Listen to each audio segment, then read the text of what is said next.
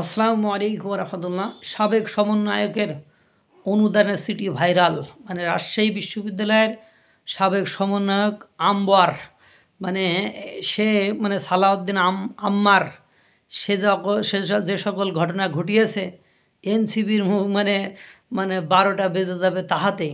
রাজশাহীর বিভিন্ন দপ্তরে অনুদান চেয়ে পাঠানো সিটি ভাইরাল হয়েছে সামাজিক যোগাযোগ মাধ্যমে।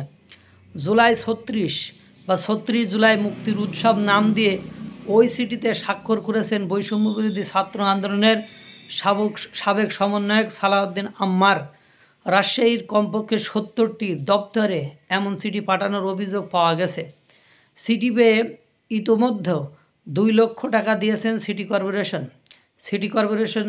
রাজশাহী সিটি কর্পোরেশনের সচিব রোমানা আফরোজকে এ বিষয়ে কথা বলতে চাইলে তিনি রাজি হননি। তিনি বলেছেন, আপনি কর্তৃপক্ষের বা আমার ঊর্ধ্বতন কর্তৃপক্ষের সাথে যোগাযোগ করেন, তাদের সাথে কথা বলেন, আমি এ বিষয়ে কিছু বলতে পারবো না।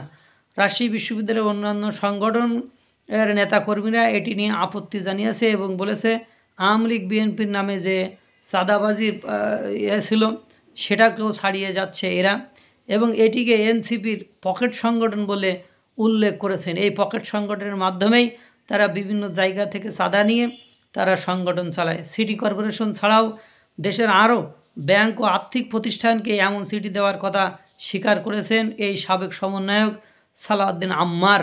তিনি বলেছেন, এই টাকা মানে নগর ভবন থেকে বিশ্ববিদ্যালয়ের বিভিন্ন অনুষ্ঠানে ফান্ড দেওয়া হয়, সেই ফান্ড কালেকশন করে আমরা এই অনুষ্ঠানগুলো করে থাকি। চিন্তা করেন, এ পর্যন্ত নাকি 76 লক্ষ টাকা এভাবে চাঁদাবাজি করেছে বা চাঁদা নিয়েছে।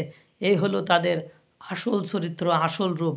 মানে সত্যি বিস্ময়কর, সত্যি অবাক, আমরা হতবাক যে কাদের হাতে আমাদের দেশটা চলে গেল, কাদের কাছে আজকে বাংলাদেশের কোনো মানুষই নিরাপদ নয়, সব নিরাপত্তাহীনতায় ভুগছে। আল্লাহ তাআলা সকলকে ভালো রাখুক, সুস্থ রাখুক। আসসালামু আলাইকুম রহমতুল্লাহ।